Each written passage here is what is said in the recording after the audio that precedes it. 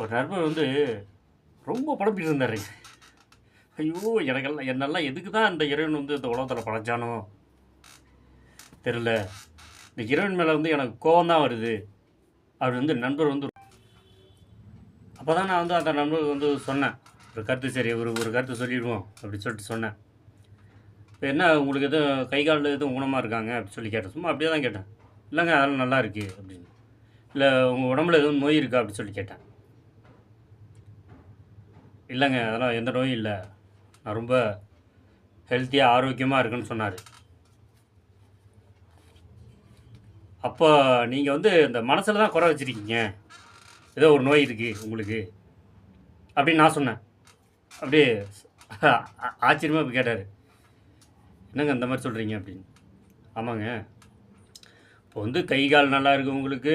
உடம்பு நல்லா ஆரோக்கியமா இருக்கு. எந்த நோயுமே இல்ல. ஆ? இதுக்கு நீங்க வந்து இந்த பிரபஞ்சத்துக்கு நன்றி சொல்லணுங்க. டெய்லியுமே அப்படின்னு நான் சொன்னேன். அதாவது இதோட என்ன ஒரு கிஃப்ட்டு? இத வச்சு தாங்க இந்த உடல் ஆரோக்கியமா இருக்கு. என்ன இத வச்சு தான் நீங்க வந்து முன்னேறது என்னன்னா, அந்த வழிய நீங்க தான் பார்த்துக்கணும்.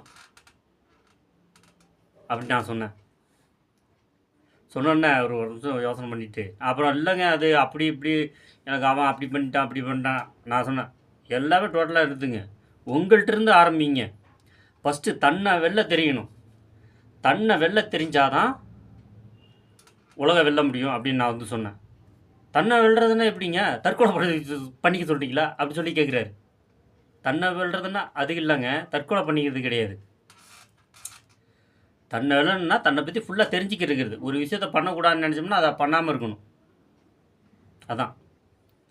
இப்ப இந்த மாலை கூட போடுறாங்கல்ல, 48 நாள் போடுறாங்கல்ல. அப்போ வந்து எவ்வளோ ஒரு இதா இருக்காங்க. தண்ணி அடிக்காம இந்த கெட்ட பழக்கம் இது ஈடுபடாம இருக்காங்கல்ல, அந்த மாரி சொல்றேன். அதே மாலை போடாம இருந்தாங்கன்னா, இன்னும் டபுள் இது இருக்கும் அவங்களுக்கு பெனிஃபிட்டு. அது பெனிஃபிட் தான். மாலை போடாம இருந்தாங்கன்னா, இன்னும் டபுள் பெனிஃபிட் இருக்கும். அந்த மாரி தான் மனக்கட்டுப்பாடுல இருக்கணும். இது ஒரு விஷயம் வேண்டான்னு சொன்னா உட்டுறணும். சிலவங்க வந்து, இல்ல இன்னைக்கு மட்டும் இத பண்ணிக்கலாம். நாளைலருந்து உட்டுறலாம் அப்படின்னு சொல்றாங்க. ஏதோ மது குடிக்கிறப்ப எந்த பழக்கமா இருந்தாலும் சரி.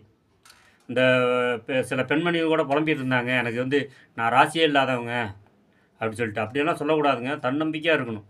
நீங்களே எதுக்கு உங்கள தாழ்வா நெனச்சுக்கிறீங்க? யூடியூப்லலாம் சில பெண்மணிலாம் புலம்புறதெல்லாம் பார்த்தேன். அதான் அப்படி சொல்லாதீங்க நீங்களே. பாசிட்டிவா திங்க் பண்ணுங்க. என்னாலயும் முடியும். நானும் சாதிச்சு காட்டுவேன் அப்படின்னு சொல்லுங்க.